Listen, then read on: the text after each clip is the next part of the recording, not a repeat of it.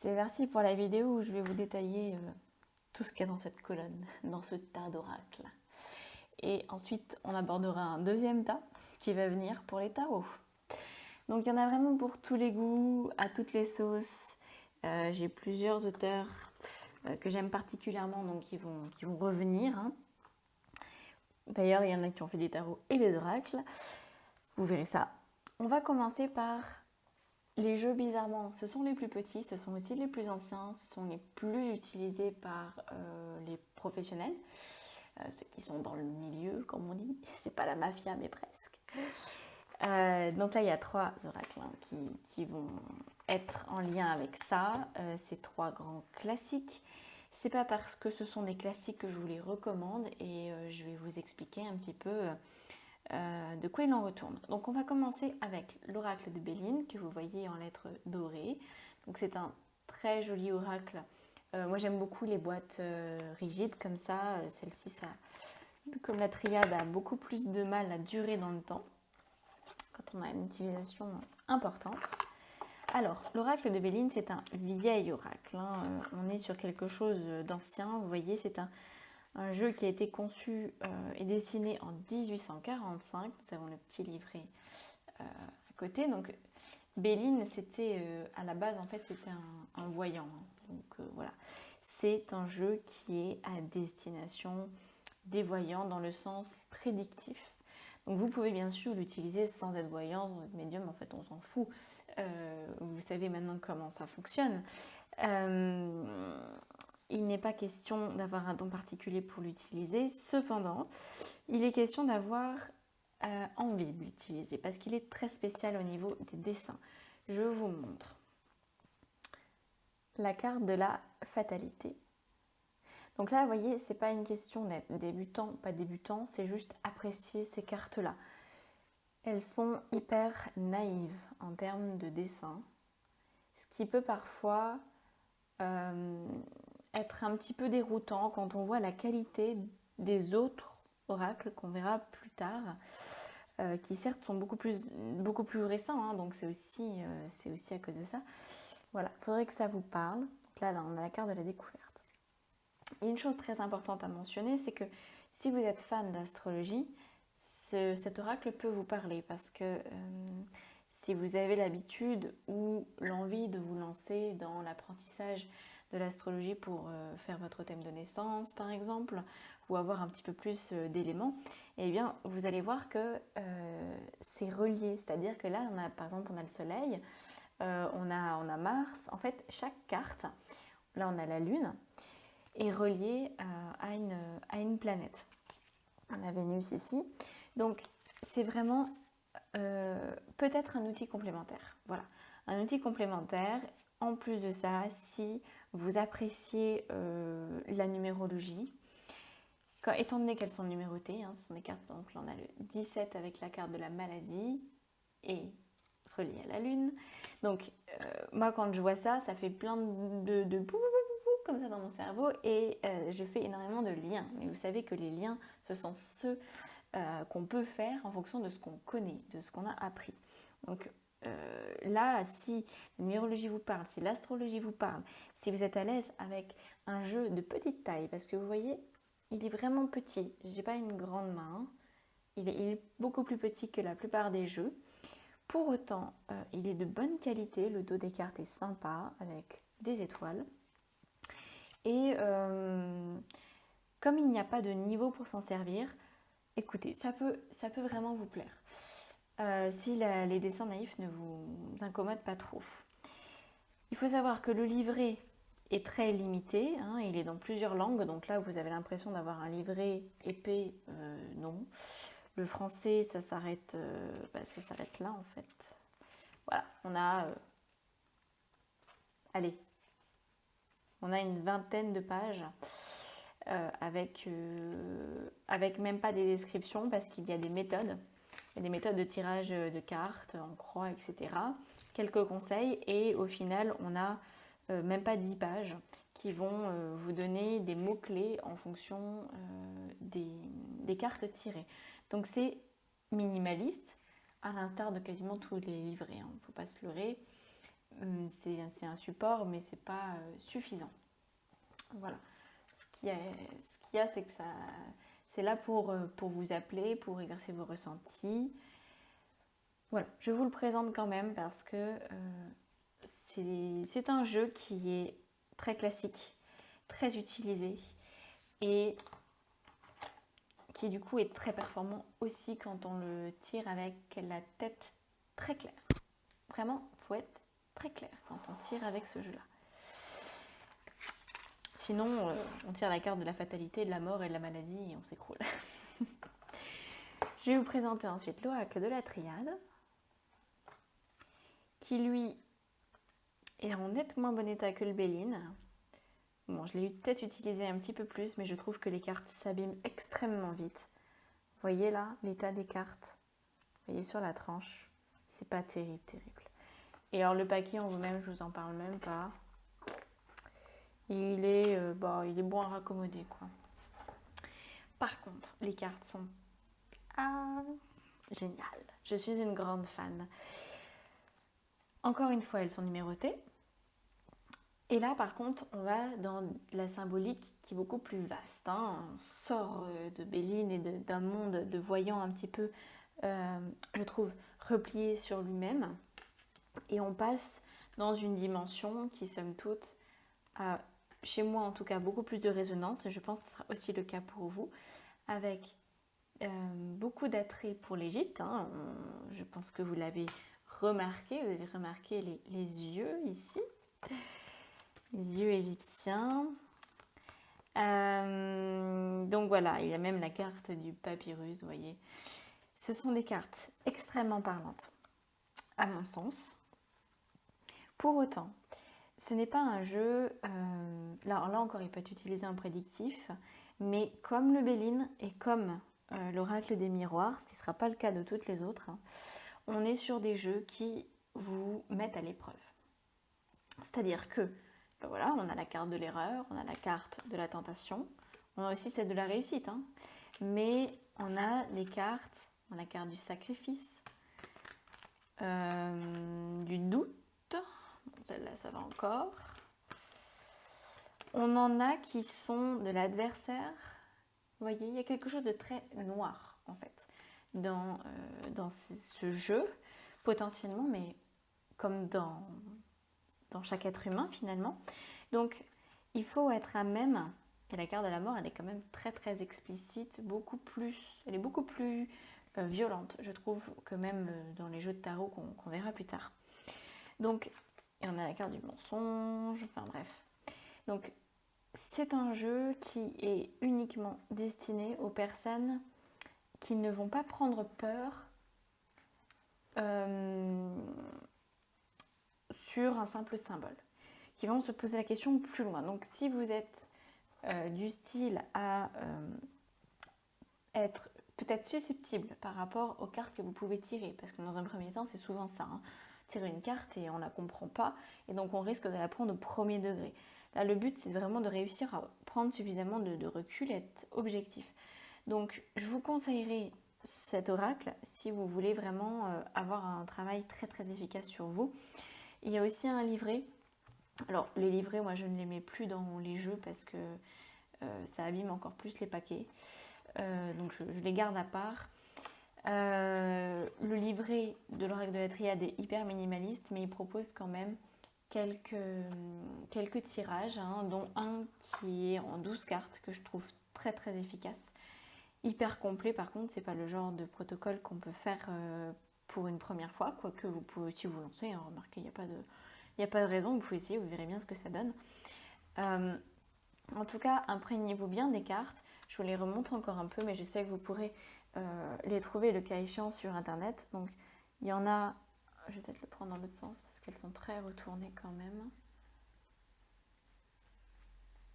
Bon non, pareil, je l'ai mélangé dans tous les sens. Donc je vous remonte des cartes au pif. Ah, on a la carte de la lumière.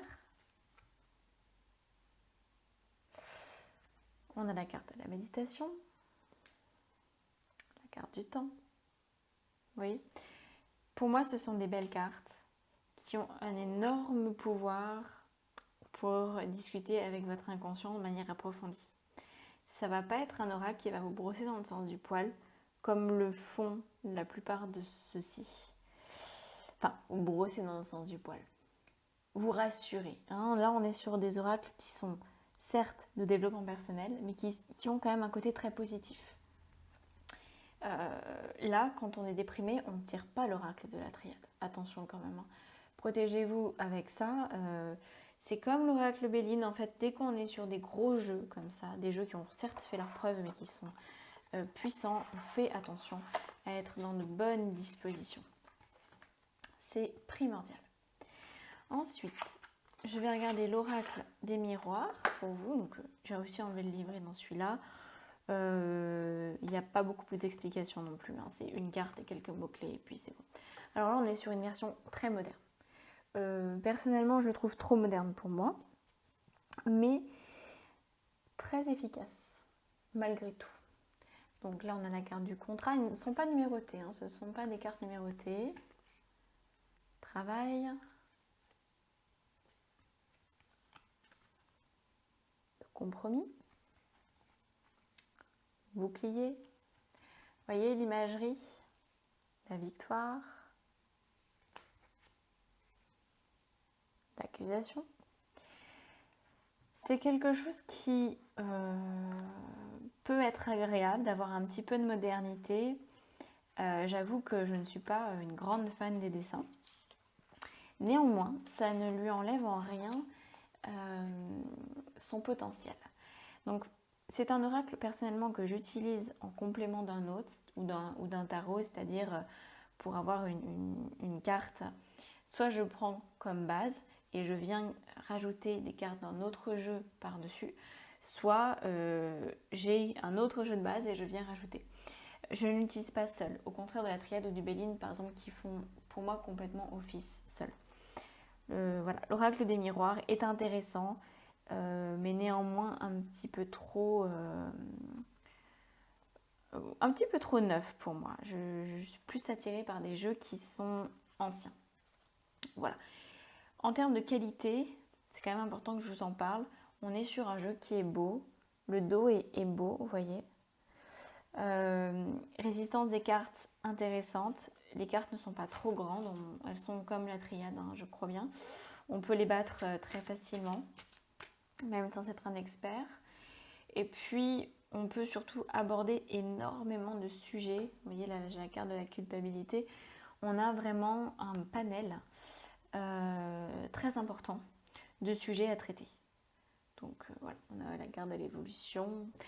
Pour moi, il manque un tout petit peu de spiritualité, un tout petit peu d'élévation, mais pour du quotidien, parce qu'on n'est pas toujours à se poser des questions existentielles non plus, c'est très bien. Il est vraiment très performant pour ça. Alors, on va passer aux autres jeux. Alors, les autres jeux, vous allez voir, sont très très différents. Là, on en a deux de Dorine Virtue. Après, on en aura deux d'Alana Fairchild. Un de je ne sais pas qui, Biloldo Baron Red Lobos. Je ne connais pas ce monsieur. Et deux de Monique Grandet. Donc, là, je vais vous montrer un peu les grands classiques. Je crois que ce sont mes deux premiers oracles. Hein, donc, j'ai commencé avec ça. Dorine Virtue, elle est indétrônable, je crois. Elle a fait je ne sais pas combien d'oracles de tarot. C'est juste hallucinant son travail. Et son travail est très en lien avec les anges et les fées, grosso modo. Il y a un peu de maître ascensionné, mais on reste avec quelque chose de très éthéré, de très positif, et des messages qui apportent du réconfort, qui aident à percevoir les solutions au-delà des nuages de pensée, et qui sont quasiment toujours sur le même format. Donc là, par contre, on arrive dans des oracles qui sont plus modernes, plus aboutis, parce qu'ils ne sont pas faits pour des voyants, pas du tout. Là, c'est vraiment pour tout un chacun. Donc, ils ont un livret d'accompagnement qui est très bien fait. voyez, par exemple, pour les archanges, on a un vrai livret.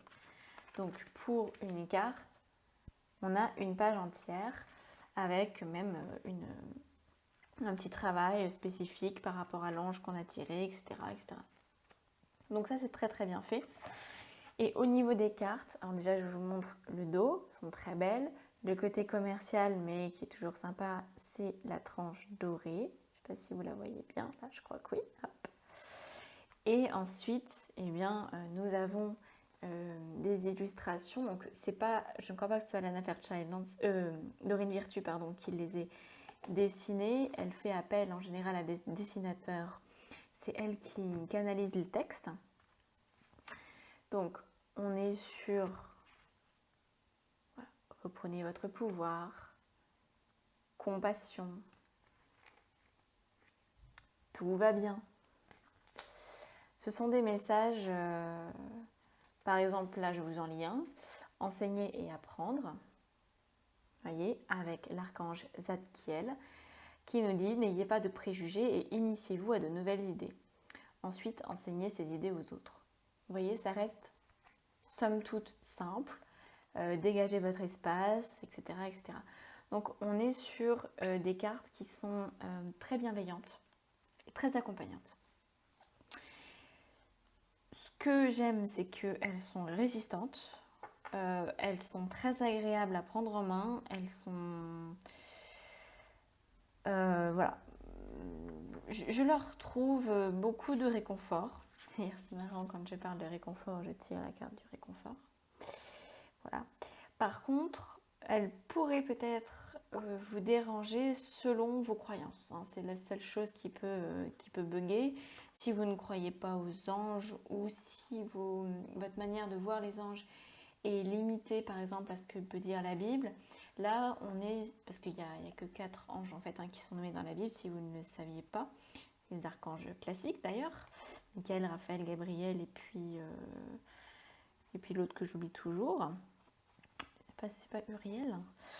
Là, on est avec la Kabbale. Donc, il faut aussi être à l'aise avec ça. Mais, a priori, il n'y a pas de difficulté particulière. Et ensuite, on a les fées. Alors là, les fées, je vous avoue que je ne l'utilise pratiquement pas.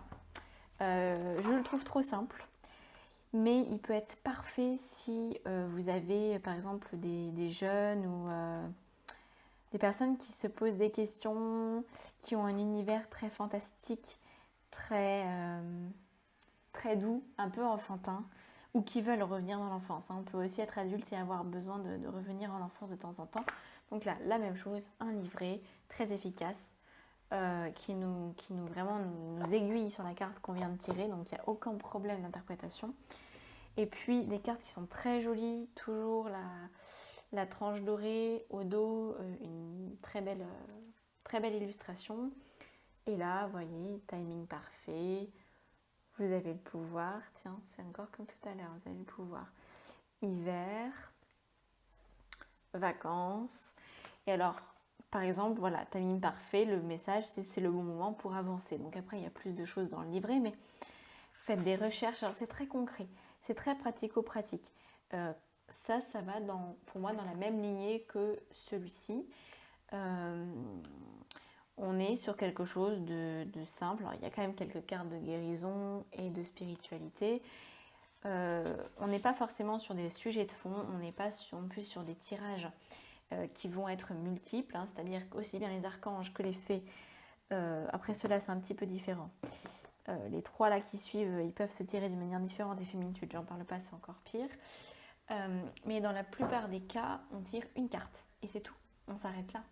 Donc, c'est pas du tout la même chose. On vient chercher un message pour une journée, pour un événement, pour un moment donné. On ne vient pas résoudre une problématique avec ce type de carte, mais ça peut aider. Donc voilà, si ça vous parle, en tout cas, n'hésitez pas. Alors, on va passer aux 2 très beaux oracles d'Alana Fairchild. Elle en a fait beaucoup plus que 2, vous vous en doutez, mais je ne les ai pas tous. Déjà parce qu'ils ne m'intéressent pas tous. J'en ai 2 que j'aime beaucoup. Donc, vous voyez, les coffrets sont très beaux. Alors, les rebelles sacrés. Donc, oui, je vous le dis quand même, j'aime que ça soit facile. Donc j'ai enlevé il y a un sachet doré ou argenté, ça dépend des jeux, dans lequel on peut mettre les cartes. Donc, et double protection si vous voulez, en plus de la boîte. Moi ça m'agace donc je l'enlève. Mais sachez qu'il y est, donc c'est un détail peut-être, mais bon, on voit quand même que c'est qualitatif en termes de aussi bien d'illustration que de qualité de... voilà, on est sur un jeu quand même là... Oh, mais il est pas cher en plus celui-ci, 23,90. Je vous ai pas trop donné de prix d'ailleurs depuis... mais bon, c'est pas forcément mon rôle. Vous trouverez bien sur les différents sites internet ou dans les boutiques qui sont près de chez vous. En général, pour un oracle, sur un gros tirage comme ça, parce qu'à Lana Fairchild, ou en fait tous ceux que je vous montre là sont très connus, donc ils ont des frais qui sont moins importants que des indépendants. On est entre 20 et 25 euros à peu près pour un oracle de ce type, et sur des oracles un peu plus de collection, c'est la même chose pour les tarots, on va être à 30 euros voire plus. Voilà, pour vous donner un ordre d'idée. Alors là, on est avec les rebelles sacrés. Magnifique oracle. Donc, très féminin, uniquement même pour les femmes, on pourrait dire. Les rebelles sacrés, c'est au féminin. Et on a des messages qui sont très simples, qui sont numérotés. Donc là encore, si vous avez un petit appel avec la numérologie, ça peut vous plaire que ce soit numéroté. Ou si, d'une manière générale, vous aimez les nombres ou que vous avez des nombres ou des chiffres un peu fétiches, c'est aussi une bonne idée d'avoir un jeu qui est numéroté. Donc, je vous montre quelques cartes. Suivez votre propre rythme. Libérez des jugements, libre d'aimer. Celui-ci, confiance intérieure. On est vraiment sur des très très belles cartes. Moi, je les trouve sublimes. Celle-ci, alors, je vais essayer de ne pas mettre mon doigt devant, ce serait quand même mieux. Plonger vers la lumière. Le livret est très conséquent. Donc, si là, ça ne vous parle pas trop, sachez que le livret, pour une carte, on a plusieurs pages. Vous voyez, par exemple, là, il y a le véritable vous. On a une page et demie au moins. Voilà, avec un processus de guérison sur la fin. Une chose à savoir aussi, c'est que c'est un oracle qu'on peut utiliser avec un tirage plus important. C'est-à-dire que très souvent, voilà, là il y a un exemple de disposition des cartes. Donc vous voyez, on est quand même avec 6 cartes. C'est entre le tarot et l'oracle ce truc. Je trouve que c'est à cheval. Certaines cartes sont très belles, sont très puissantes, sont très parlantes. Et en plus de ça, on peut facilement, même si les cartes sont grandes et qu'il faut de la place pour les étaler, on peut facilement faire un tirage avec plusieurs cartes pour donner du sens à une situation en particulier. C'est le genre de choses que j'ai fait par le passé. J'ai beaucoup utilisé cet oracle pour un tirage mensuel. Donc voilà, mensuellement, je n'avais pas forcément une thématique précise en tête, je faisais le point. Et si vous êtes en quête de liberté, si vous avez besoin de vous réaffirmer dans votre vie et que vous sentez qu'il vous manque cette puissance de femme, cette puissance qui n'est pas celle d'une guerrière meurtrie et blessée, mais une puissance d'une femme qui a envie simplement d'être, ça peut être très très intéressant pour vous. Le deuxième est aussi assez féminin. Les autres étaient un peu pour tout le monde, peut-être les fées un peu plus pour les femmes que pour les hommes. Bon, ce serait un préjugé de dire ça, parce que pas forcément de lien. L'oracle d'Isis, je le trouve assez féminin aussi, surtout par rapport au design en fait, aux illustrations. Alors, il a beaucoup servi, donc la tranche est un petit peu abîmée au coin, mais sinon les cartes sont quand même parfaites. On a un képri au dos, magnifique. Ce sont des cartes qui sont très grandes, encore une fois, comme les rebelles sacrés, elles sont pas très évidentes à mélanger. Moi, je ne peux pas les prendre comme ça dans ma main, ça me demande Ça me demande beaucoup de flexibilité. Je vous montre quelques-unes de ces cartes. Les mystères du pouvoir ancestral. Alors elles sont toutes glacées, hein. Elles sont magnifiques. Le miracle d'Isis. Les vérités révélées. C'est un peu style manga, si vous voyez. Hein. Donc c'est assez jeune comme illustration, initiation. Les funérailles, je trouve que c'est ma carte préférée, celle-ci est absolument magnifique. Elles ne sont pas numérotées. Et alors ça, c'est un gros défaut de ce jeu, c'est que d'une, c'est pas numéroté, et de deux, le sommaire, c'est pas par... c'est classé par rien, quoi. Je ne comprends pas la manière dont ça a été classé. Ce n'est pas par ordre alphabétique. Donc à chaque fois qu'on se retrouve dans le sommaire, vous voyez, faut partir à la pêche pour savoir où est notre carte. Pour autant, c'est un jeu que j'adore. Sur une carte, on a encore une fois une page et demie de blabla, d'explications. Il y a même des rituels qui sont reliés à ça, des incantations qui sont pas forcément toujours très libres. Moi, je les trouve un petit peu trop directifs parfois, mais bon, ça peut être très bien quand même. Et nous avons des possibilités, encore une fois, avec le livret. Donc, il y a ce tirage ici, le soleil de Russe, appelé comme ça, qui est très performant, vraiment génial. Et nous avons les ailes d'Isis ici. Donc, les ailes d'Isis, c'est en 5 cartes. Voilà. Il n'est pas utilisé de manière prédictive, encore une fois, celui-ci, ou alors pour du futur très proche. Voilà, on est sur du développement personnel, sur du questionnement à l'instant présent, sur des problèmes de fond, sur du passé à régler. Voilà. Forcément, les passionnés d'Égypte ont envie de l'avoir. Je sais qu'il a été réédité parce qu'en fait, il n'avait plus. Il a été victime de son succès. Alors, toujours pareil, même tarif, 23,90, on est sur des choses qui finalement sont très abordables pour le travail que ça représente. Je trouve que c'est très très beau. Ensuite, nous avons le Mystical Shaman, un oracle splendide. Alors là, par contre, je crois qu'il était beaucoup plus cher, mais il y a de quoi faire. Parce que vous voyez, déjà là, c'est magnétique. Pouf. Alors là, on a un objet de collection.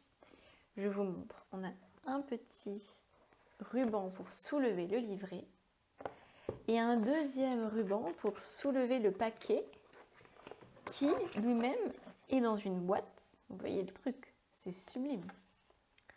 C'est vraiment très très beau comme coffret, complètement illustré. Il n'y a pas du tout, ce que j'aime bien, c'est que ça ne fait pas du tout commercial. On n'a pas le tarif, on n'a pas de code barre, on n'a pas de choses comme ça. Et là, pareil, on ouvre et hop, nouveau petit ruban. Et vous voyez, le dos des cartes est sublime. Donc là, déjà, en termes de qualité, de présentation, c'est ouf. C'est le plus beau, le plus bel oracle que j'ai. J'ai jamais vu un oracle aussi bien présenté. Il en existait certainement, je ne les connais pas tous. Celui-là est sublime. Alors, la version que j'ai ici est en anglais. Je l'ai vue dernièrement dans un magasin en français. Donc, c'est pour ça que je vous le présente quand même.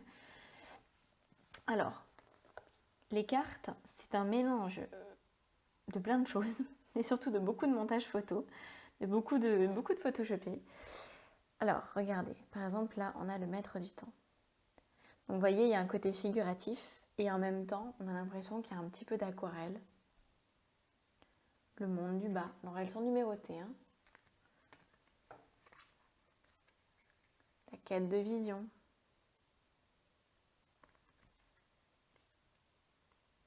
Le hocher.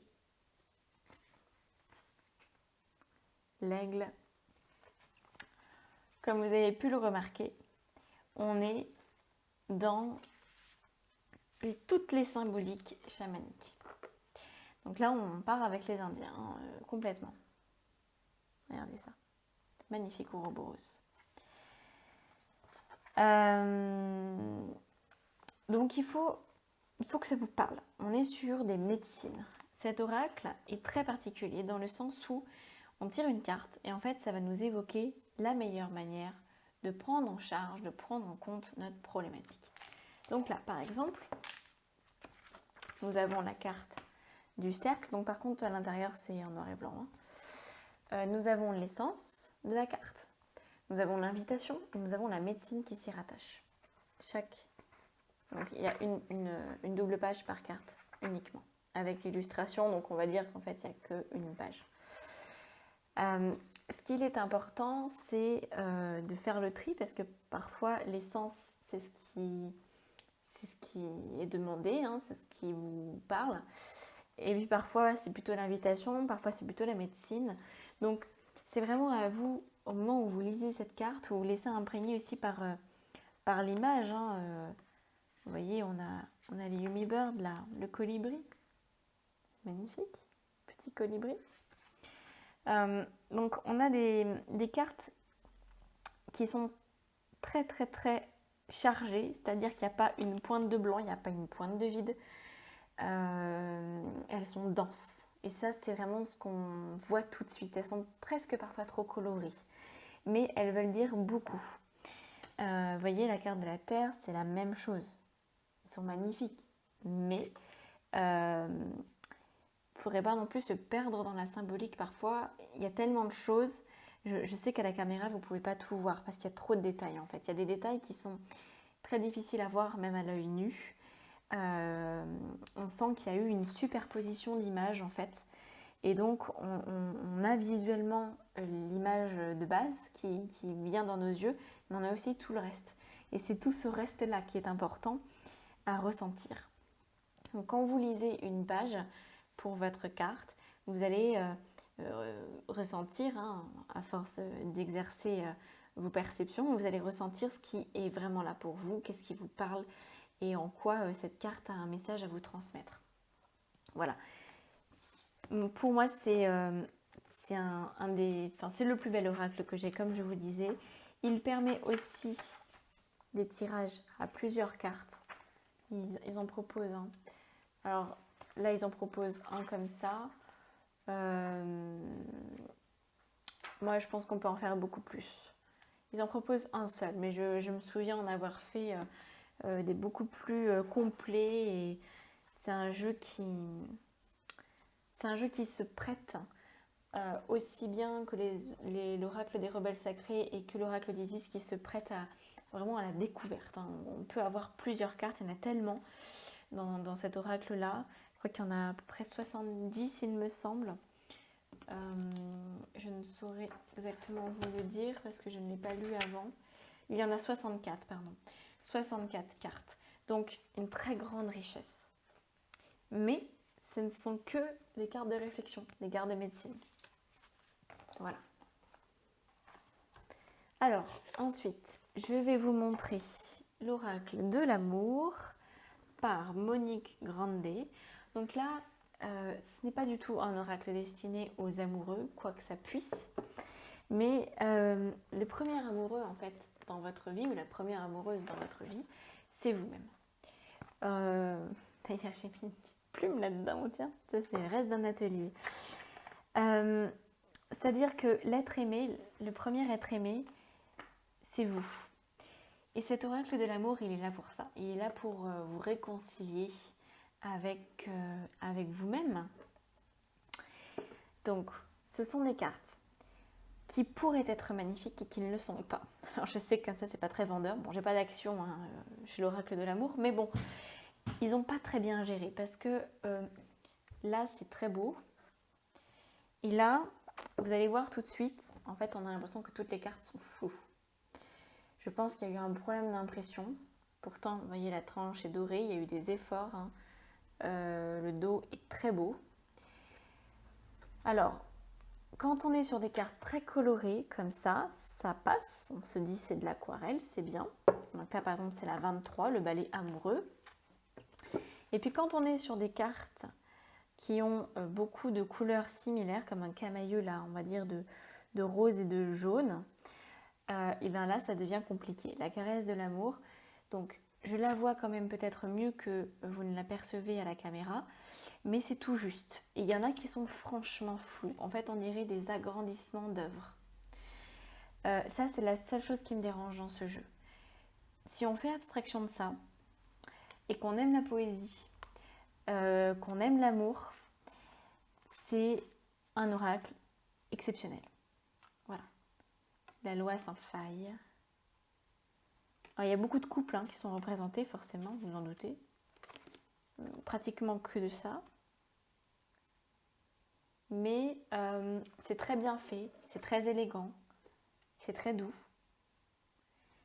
Il y a quelque chose de serein qui se dégage de cet oracle. Vous voyez cette carte sublime de l'infinie tendresse. Voilà, l'infinie tendresse que vous parvenez à avoir pour vous. Et pourquoi pas aussi pour quelqu'un d'autre. Donc là, on a de la couleur dans le livret, vous voyez. Je crois que c'est un des styles qui colorise véritablement les livrets. Alors, par exemple, le 11, l'invisible protection, on a un texte. Ce n'est pas du tout un texte d'interprétation, c'est un texte poétique. En fait, c'est un mélange entre un roman et une poésie. Et vous lisez ça. En général, il y a une double page pour chaque carte. Oui, c'est ça à peu près. Une double page à une page et demie qui va vous permettre de vous donner un avis sur ce jeu qui va vous faire réfléchir. Je vous lis juste un petit extrait parce que peut-être que certains d'entre vous aimeraient avoir. Alors là, on a la carte de l'amour cosmique. Donc je vous le dis un peu pour vous pressentiez le style de ces cartes. Si souvent ton existence se retrouve semée d'embûches et d'événements inattendus, ces situations délicates où tu dois avancer avec discernement et persévérance déclenchent en toi une sorte d'autoprotection et d'éveil. Ces deux capacités soutiennent chacune de tes nouveautés et stimulent chacun de tes pas inédits. Alors voilà, il est question ici de prendre de la hauteur, d'élever ton histoire afin d'en saisir les moindres pépites dissimulées derrière les complications de l'existence. L'amour cosmique t'a porté jusque-là. L'univers conspire, il a déjà installé beaucoup d'amour en toi.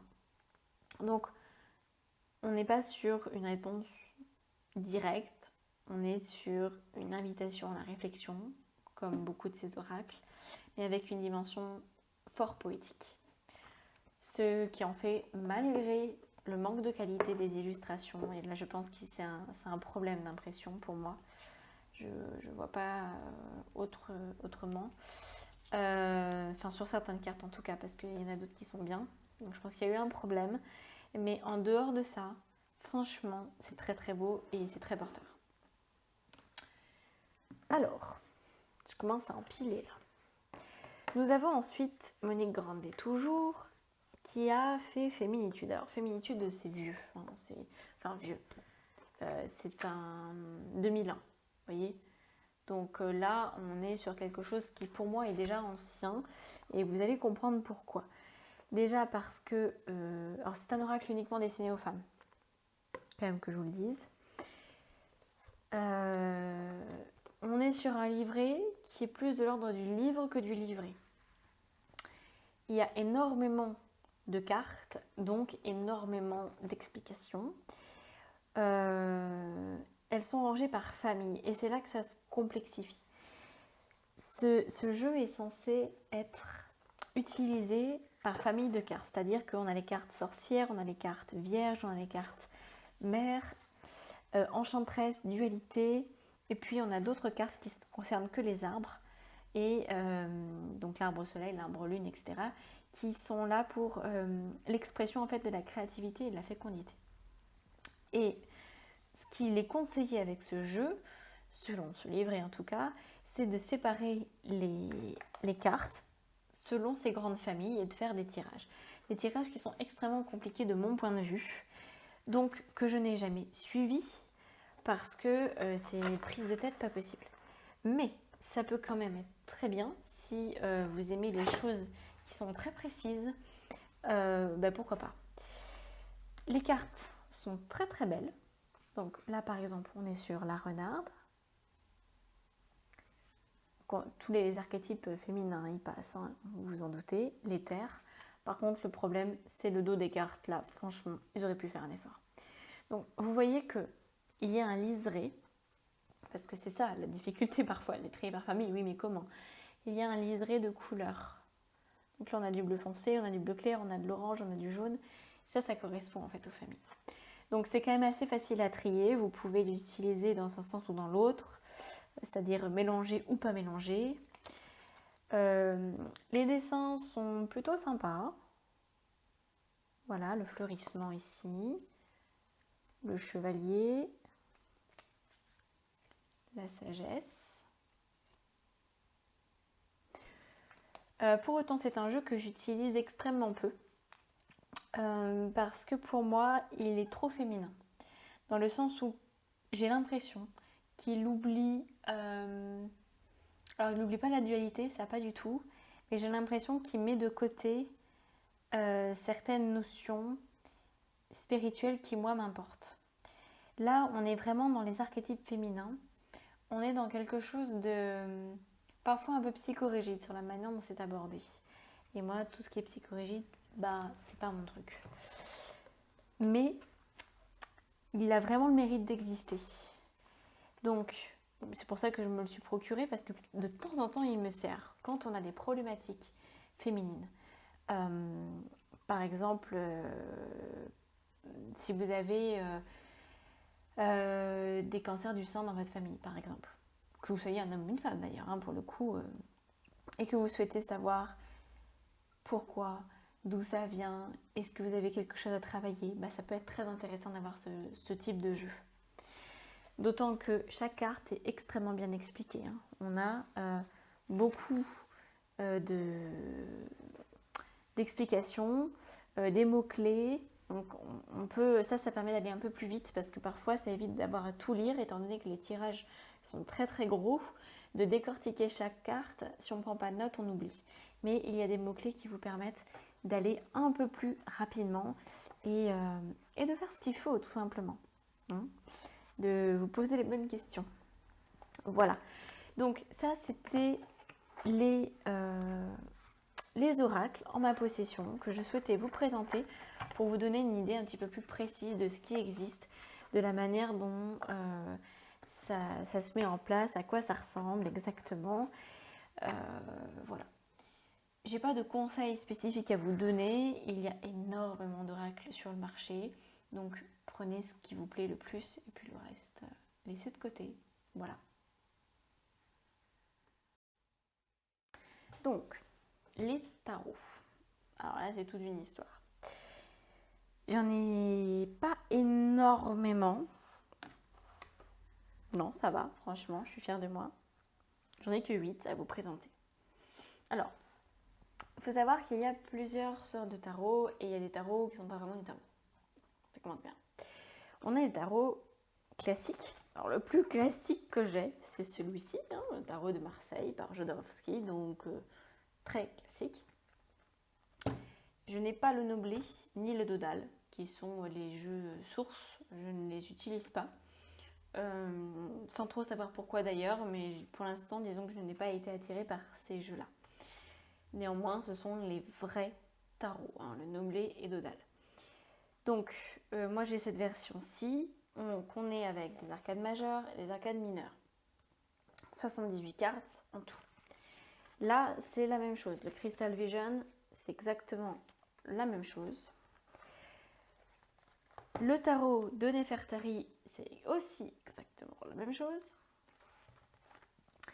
Et puis après, on arrive dans le pas la même chose. Donc, pas la même chose, c'est quoi? C'est le tarot des anges de Dorine Virtue, qui lui est similaire, on a 78 cartes aussi, sauf que il est à moitié, il est entre le Rider-Waite et le tarot de Marseille. Alors, que je vous explique. Le Rider-Waite, peut-être que vous connaissez cette imagerie-là, du battleur qui est représenté comme ceci. Oui, du battleur, oui. Ou du magicien, c'est plutôt le magicien.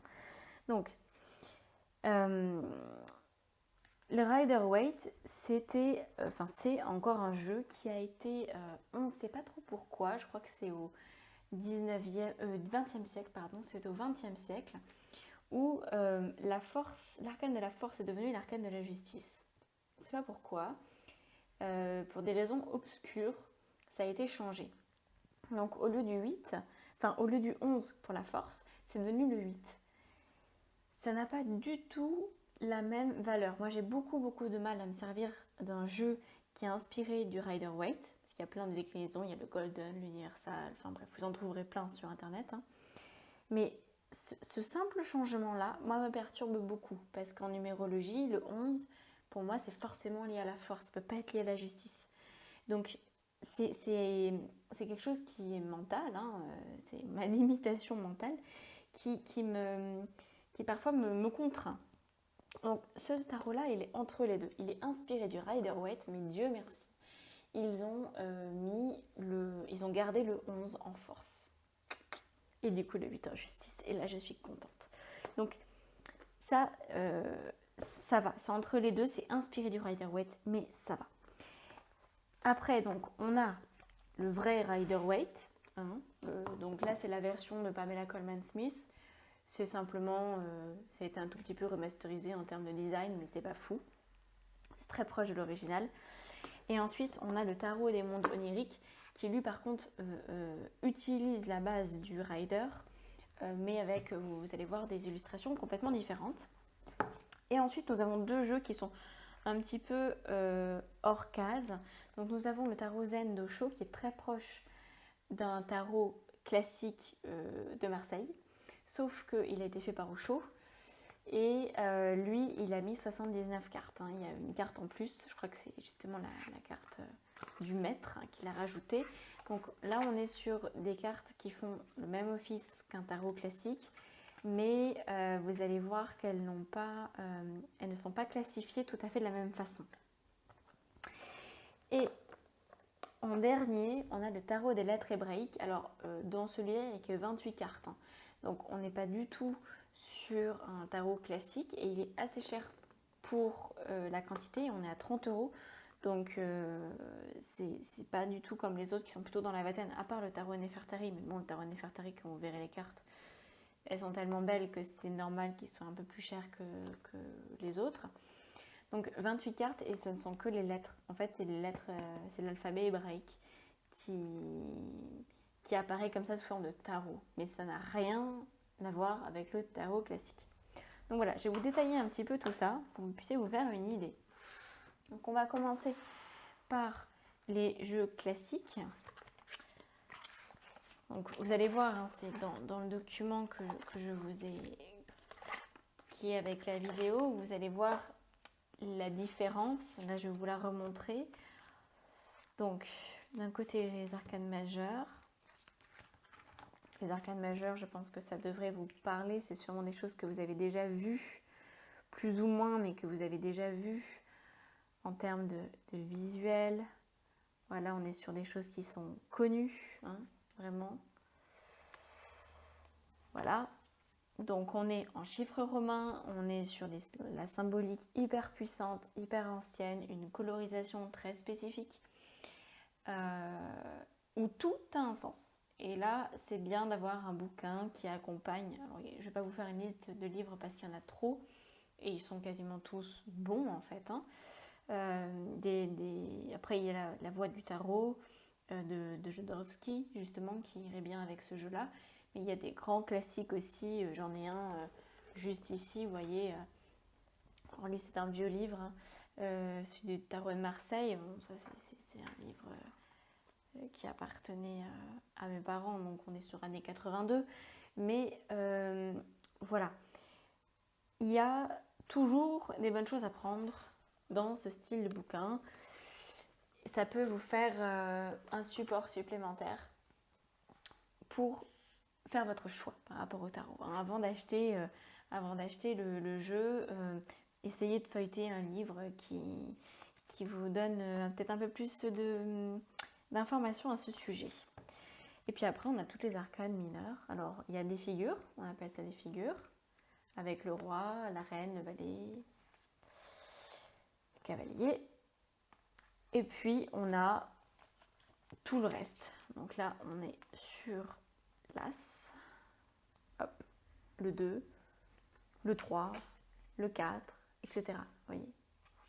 Donc ça, c'est un petit peu particulier parce qu'au niveau de la symbolique, si je vous montre là le 6 de bâton, vous allez me dire oui, bon, très bien, mais encore. Par contre, je vais vous montrer la même chose. Alors, il est en anglais celui-ci, mais le Tarot Crystal Vision, pardon, est en anglais. Bon, en anglais, c'est vite dit parce qu'il n'y a que le titre en fait qui est en anglais. C'est plutôt simple. Hein. Une fois qu'on a retenu qu'est-ce qu'était le bâton, qu'est-ce qu'était le feu et les deniers, ça avance plutôt bien. Donc là, quand on est sur, par exemple, le 6 de coupe, il y a quelque chose qui émerge du 6 de coupe. On ressent quelque chose. L'image nous parle. Au contraire du 6 de bâton là, qui n'est pas du tout parlant, n'est-ce pas? Donc, le premier jeu, Tarot de Marseille classique, vous demandera forcément de vous renseigner bien plus en profondeur que ce que je peux vous proposer là. Parce que ce n'est pas le but de cette formation, c'est pas que vous soyez un professionnel du tarot. Le but, c'est que vous appreniez à ressentir à travers la carte, sans être médium, sans être voyant. Nous avons, par exemple, le 4 d'épée. Quand on voit cette jeune femme, on se dit, elle est épuisée, elle est ensevelie. Voilà. Il suffit de savoir que les épées, c'est lié à l'air, c'est l'élément air, que c'est lié aux pensées, et c'est bon. On a déjà de quoi faire, on a déjà de quoi travailler intérieurement. Alors, ça, pour moi, c'est vraiment un jeu que je vous conseille, ou en tout cas un jeu qui ressemble à ça, parce qu'il peut faire un peu fifi, hein, il est très rose, il est très girly, mais il est aussi très efficace. Donc, et puis il est très beau. Un jeu dans la tradition du tarot de Marseille classique, mais avec une imagerie plus légère, peut-être, avec quand même des symboles qui sont là, parce qu'on ne va pas enlever la symbolique du tarot, mais avec un côté un peu moins hermétique, hein, où les secrets commencent à être dévoilés. Je pense que c'est le mieux quand on commence. Je vais vous montrer le tarot de Nefertari, qui lui est complètement différent. J'utilise très très peu. La carte des amoureux qui était bloquée à l'intérieur. Donc là, on est sur des lames brillantes. Elles sont très belles, hein, très très belles cartes. Et puis, là, c'est vraiment pour les fans d'Égypte, parce qu'en fait, il y a très peu de lien avec le tarot classique. On est sur un objet de collection, ça s'arrête là. Donc, ne vous faites pas avoir. Alors, moi, je ne me suis pas fait avoir, hein. C'est pas ça que je veux dire. Ça me plaît beaucoup d'avoir ce jeu. Je crois que j'ai même eu un cadeau à Noël, donc pour vous dire, vous avez peut-être même demandé. C'est un jeu que je trouve esthétiquement très réussi et je suis une grande fan de l'Égypte, donc forcément ça me plaît. Mais c'est pas un jeu que vous allez utiliser au quotidien, tout simplement parce qu'en fait, ce ne sont pas des, vous voyez, ce sont en fait des bas-reliefs. Hein. Ce sont des œuvres existantes de l'Égypte qui ont été mis de cette façon-là, qui ont été réagencées pour correspondre. Là, par exemple, on a la reine de coupe, on reconnaît la reine Nefertiti. Donc, voilà, il y a des choses qui ont certes été rajoutées. Là, par exemple, pour les deniers, on a les petits ronds, là, les petits cercles qui sont rajoutés avec l'encre. Mais au final, si vous cherchez, ce bas-relief, il existe. Donc, comme ces bas-reliefs n'ont pas été créés en lien avec le tarot, qui n'était pas destiné à être utilisé comme illustration d'un jeu de cartes, c'est quelque chose qui a été détourné. Donc historiquement, c'est très intéressant. Pour votre culture, c'est aussi très intéressant. Mais pour un jeu, on va dire, utile, passez votre chemin. C'est un jeu qui, moi, je trouve purement décoratif. Sauf si vous utilisez les arcanes majeures, parce que les arcanes majeures, même si c'est aussi des bas-reliefs, il y a suffisamment de puissance dans l'imagerie égyptienne pour que ce soit intéressant. Donc là, la mort, par exemple, hein, quand même, on a des choses qui sont très intéressantes. Mais il faut déjà s'y connaître un petit peu en Égypte ancienne. Sinon, la symbolique ne va tout simplement pas vous parler. Et là, ce jeu-là, je vous le présente pour vous mettre en garde peut-être sur certains jeux qui sont à la mode. Par exemple, je sais qu'il y a le tarot Botticelli. Donc là encore, ce sont des œuvres de Botticelli qui ont été découpées, zoomées à certains endroits pour nous faire un tarot. Le tarot est sublime. Hein, je l'ai vu sur Internet. J'ai été voir le détail des cartes. C'est superbe. Mais dans le fond, il n'a pas été créé pour ça. Botticelli n'a pas peint en se disant ça va être utilisé un jour pour un tarot. Bah non. Par contre, le tarot dont je vous ai parlé juste avant, le Crystal Vision, il a été créé spécialement. C'est-à-dire, les auteurs ont voulu créer un tarot et l'ont créé de A à Z. Ils ne se sont pas inspirés d'une œuvre existante. Ensuite, nous retrouvons Dorine Virtue pour, cette fois-ci, un tarot. Alors, nous avons un petit livret, parce que Dorine Virtue, les livrets, c'est toujours une grande évidence. Hein. Donc, là, on a de quoi faire. On a toujours très très bonnes explications sur les cartes. Je pense que c'est le livret le plus détaillé parce que dans les autres, vous ne trouverez pas ce style d'explication, à part peut-être dans les mondes oniriques. On est dans une version du tarot moderne. C'est entre l'oracle et le tarot. Je vous montre en quoi c'est à cheval. Là, on a par exemple le chevalier d'air. Alors, certes, dans le tarot classique, c'est une figure, donc il aurait été représenté de toute façon par un chevalier avec une épée, parce que c'est toujours ça. Mais là, on a une petite phrase en dessous. Une petite phrase qui nous aide très largement à comprendre pourquoi on a tiré cette carte et qu'est-ce qu'elle vient nous dire. Donc, si vous êtes amis avec les anges, si ça vous parle, franchement, n'hésitez pas. C'est un des meilleurs jeux qui existent. Par contre, en termes de grandeur, les cartes sont très grandes. Le paquet est méga épais, comme vous pouvez le voir. Pour autant, on a l'habitude de tirer les arcanes majeures indépendamment des mineurs, donc ça vous enlève quand même un petit peu de poids. Et les arcanes majeures sont magnifiques. Tout en lien avec un ange. Là, on a Métatron. Donc le rêveur, ça vous verrez dans la description, c'est comme le mat. Donc il y a eu des petites modifications au niveau des noms, comme le magicien, c'est aussi le battleur, etc. Il y a des toutes petites différences. Pareil pour le 5, là on a l'unité, normalement c'est le pape. Mais je ne pense pas que ça vous gêne tant que ça en fait, hein, parce qu'on reste l'éveil. La carte de l'éveil, c'est la carte du pendu, sauf que si vous regardez bien, en fait, cet ange, il est complètement retourné. Donc on garde la symbolique. On garde vraiment la symbolique du tarot de base. La libération, pareil. Hein, normalement, c'est la mort. La libération, c'est aussi une manière d'envisager la mort qui est très intéressante. Donc voilà, pour moi, c'est un des meilleurs tarots qui existent quand on n'est pas complètement éveillé au symbole classique et quand ce style de carte reste hermétique. Voilà. C'est un très bon compromis entre les deux. Et puis il y a le livret, il y a beaucoup d'explications, il y a des tirages de cartes qui vous sont proposés. Pour moi, c'est très agréable.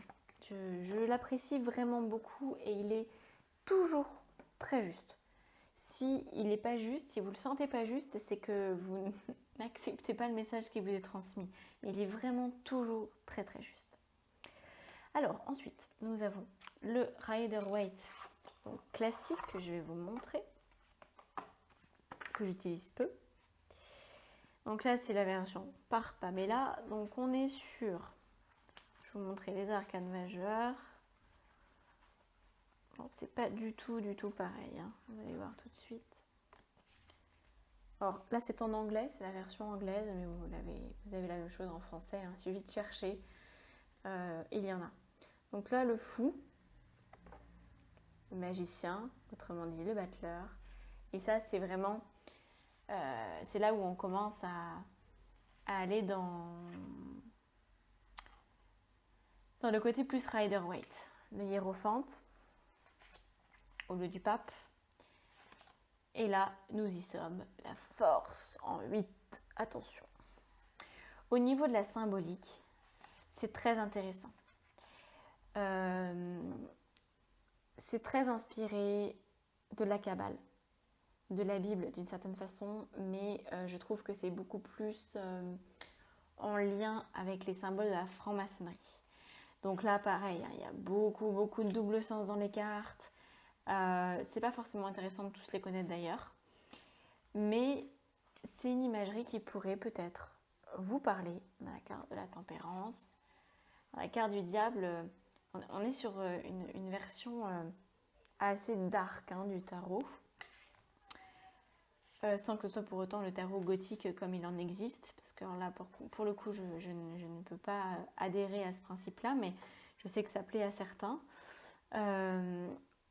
On est déjà sur un jeu qui envoie du lourd. Là, on est sur un grand classique qu'il faut maîtriser avec prudence.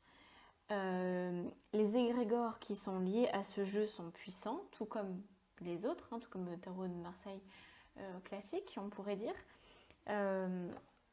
Il faut savoir que quand on utilise un jeu, forcément, on fait appel à un égrégore.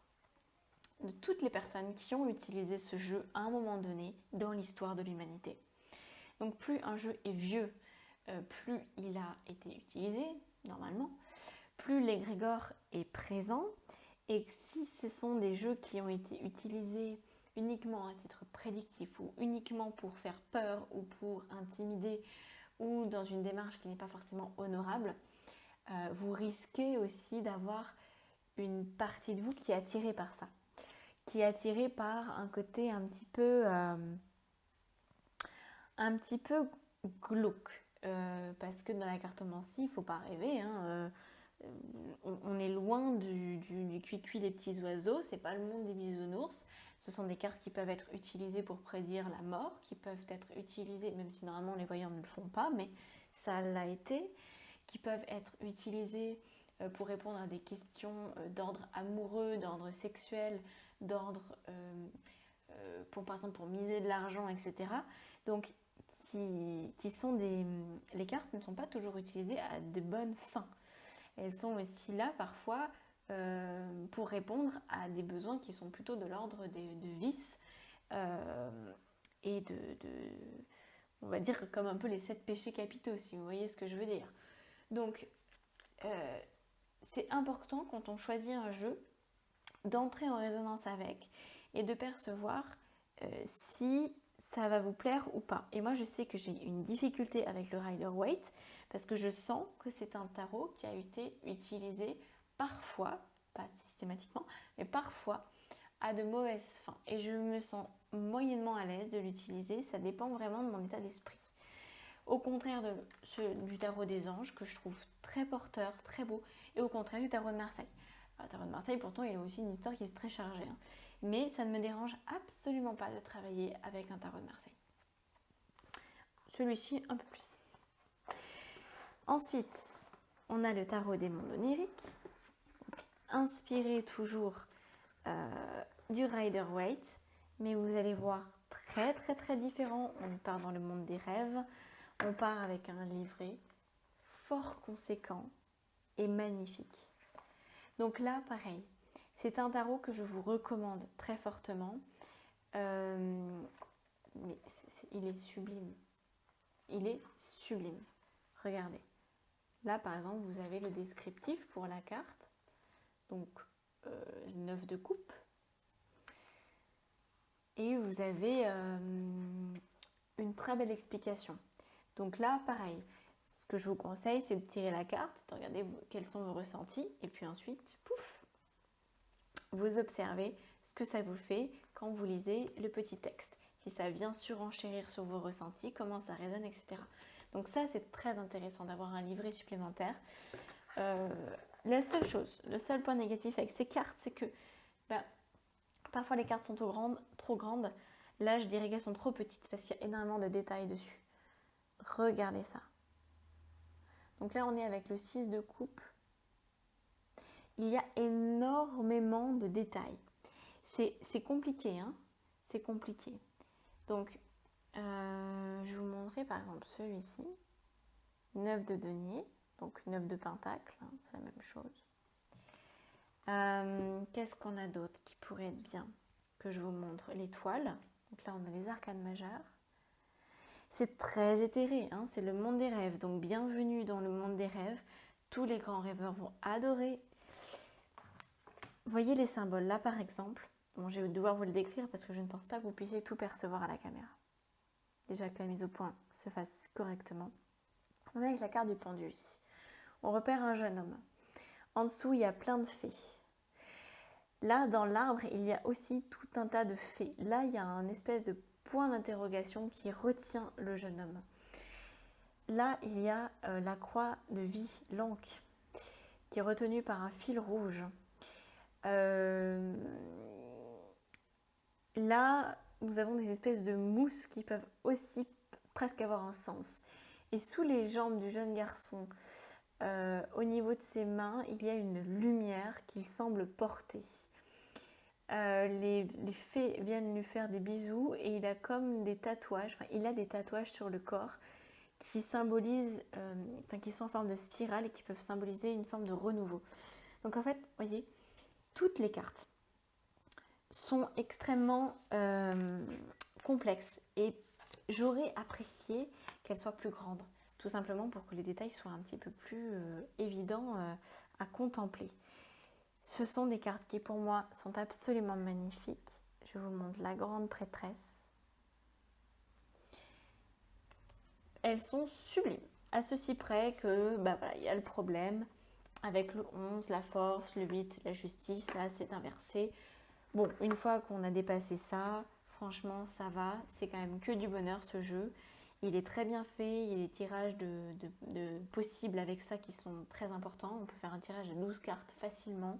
C'est vraiment un tarot très très beau, très porteur, très agréable et qui est très raisonnable au niveau du tarif compte tenu de sa qualité. On est sur du 24,90, on est sur un très beau coffret et peut-être un peu grand par rapport aux tailles de cartes. Il ne faudrait pas qu'elles se baladent dedans et que ça tape et que ça les abîme, mais sinon c'est vraiment super beau. Donc voilà pour ça. Et sinon je voulais vous parler de Osho, qui peut être un des tarots que j'utilise le plus. Je l'adore, je l'adore. Donc vous voyez qu'il a bien travaillé parce que les cartes ont bien blanchi avec le temps. Ça fait quelques années que je l'ai. Ce que j'aime dans ce tarot, c'est qu'il ne respecte pas grand chose. Et je crois que c'est mon côté rebelle qui apprécie ce jeu-là. Alors on retrouve la même chose dans l'idée, hein. On a les 4 éléments de la même façon, mais ça va beaucoup plus loin. C'est-à-dire qu'on peut utiliser ce tarot sans forcément y connaître grand-chose, encore une fois, parce que dans les cartes, il y a énormément de symbolique, énormément de capacité de voir les choses autrement. On a la carte de la participation ici, elles sont toutes nommées. Donc forcément, on a aussi une arcane majeure. Là, on a la foudre. 16, la carte du stress, la carte du mental. Vous voyez? Ce qui pour moi est très important, très intéressant, c'est qu'il y a le côté numérologie qui me plaît. Il y a le côté un mot clé simple qui en dit déjà beaucoup. Et il y a le dessin qui est très évocateur. Là par exemple, je vous montre, pouf, ici, la carte des possibilités. Et bah ouais, ok, on voit un aigle royal qui survole. Quand on tire cette carte, on a déjà beaucoup d'informations qui nous viennent en tête. Et ça fait écho à notre psyché, à ce qu'on connaît de la vie par rapport aux possibilités, par rapport aux aigles, par rapport aux montagnes, par rapport à tout ça. Là par exemple la carte de l'amitié. Ce sont des cartes qui sont très belles. Par contre ce ne sont pas non plus des cartes qui vont vous gros, c'est dans le sens du poil, comme je disais tout à l'heure. On a la carte de l'isolation. On a celle de la morale. On a aussi la carte de la schizophrénie, par exemple. Je ne sais plus où elle est, mais on a la carte de la schizophrénie. On en a qui sont... on a la carte de la répression. Vous voyez? Donc, c'est un tarot qui pousse à se poser des bonnes questions, qui est très très efficace, qui est très direct. Donc, quand on aime les choses directes, un peu rebelles, un peu... oui, un peu radical, on peut le dire. Osho, c'est génial. Et franchement, on reste sur un tarot qui, certes, n'est pas très ancien, mais qui vraiment commence à faire ses preuves. Je ne suis pas la seule à l'adorer. Plein de professionnels l'utilisent dans leur tirage. Il est très performant. Voilà. Je vous le vends bien. Hein. Ça, c'est clair que je vous le vends très bien. Et ensuite, nous avons le tarot des lettres hébraïques qui est complètement différent de tout ce qu'on a vu jusqu'à présent. Nous avons un petit livret qui va avec et heureusement qu'il est là parce que sinon c'est la catastrophe. Je sais qu'il y a un livre aussi. C'est la catastrophe. Pourquoi? Déjà parce que moi je parle pas hébreu, donc ça commence. Et ensuite, eh bien, il est quand même hyper bienvenu. C'est-à-dire que par exemple pour la carte numéro 3, on va savoir que c'est Guimel, le berger. On va nous donner une valeur numérique, on va le relier à une planète, en l'occurrence Jupiter. On va donner la signification, on va donner des notions clés et tout un texte qui va avec. Et ça, heureusement que c'est là, parce que vous allez voir que les cartes ne sont absolument pas parlantes. Voilà, le genre de carte que c'est. En fait, c'est juste la lettre.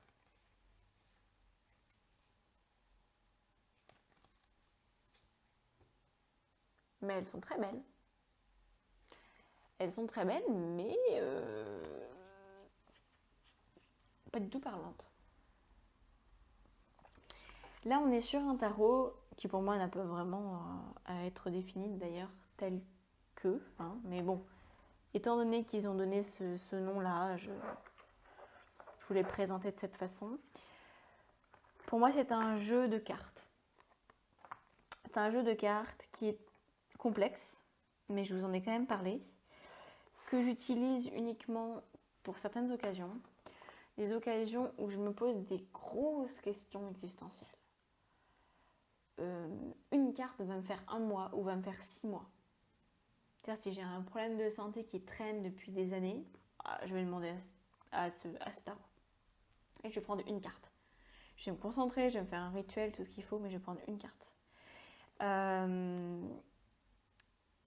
On est sur un tarot à 30 €, donc beaucoup plus cher hein, proportionnellement que les autres. Et en termes de vibration, en termes de potentiel, il est complètement...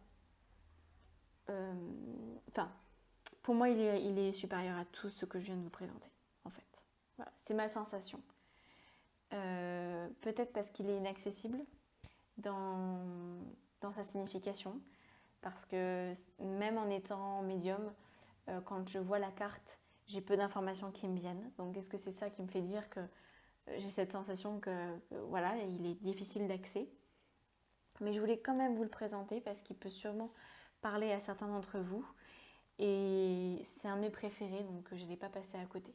Voilà. Il est très beau, très puissant. Et il va très bien avec le tarot de Marseille classique. Voilà. J'ai fait le tour. J'ai fait le tour de mes jeux de cartes. Ce que je voulais vous dire avant, il m'en reste d'autres. Il y a d'autres jeux que j'ai choisi de ne pas vous montrer pour plusieurs raisons. Il y en a 2 que j'avais dans ma bibliothèque. Je ne veux pas du tout vous les montrer d'ailleurs, mais je veux vous en parler. Parce que pour moi, c'est important de vous en parler. Il y a 2 jeux que j'ai achetés dans des périodes de ma vie où je n'étais pas du tout en phase avec moi-même. Et j'ai fait un achat compulsif. J'étais pas bien, j'avais besoin de réponses. J'ai trouvé un tarot, il y a un tarot et un oracle en fait. Je les ai achetés. Aujourd'hui, je n'arrive même pas à les toucher. Donc je cherche à m'en débarrasser. Je ne sais pas trop comment parce que j'ai pas envie de les refourguer à quelqu'un. Je ne suis pas sûre qu'elles soient forcément adéquates pour quelqu'un d'autre. Ce sont des jeux qui sont très connus, hein, ils sont célèbres, voilà, ils sont cotés, on pourrait dire.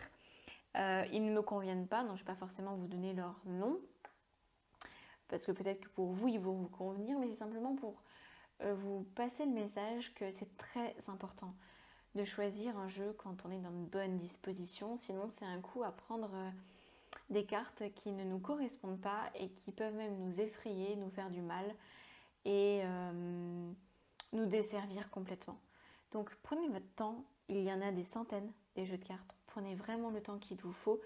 Choisissez un oracle si c'est ce qui vous parle le plus, choisissez un tarot si c'est ce qui vous parle le plus, prenez les deux si ça vous va comme ça.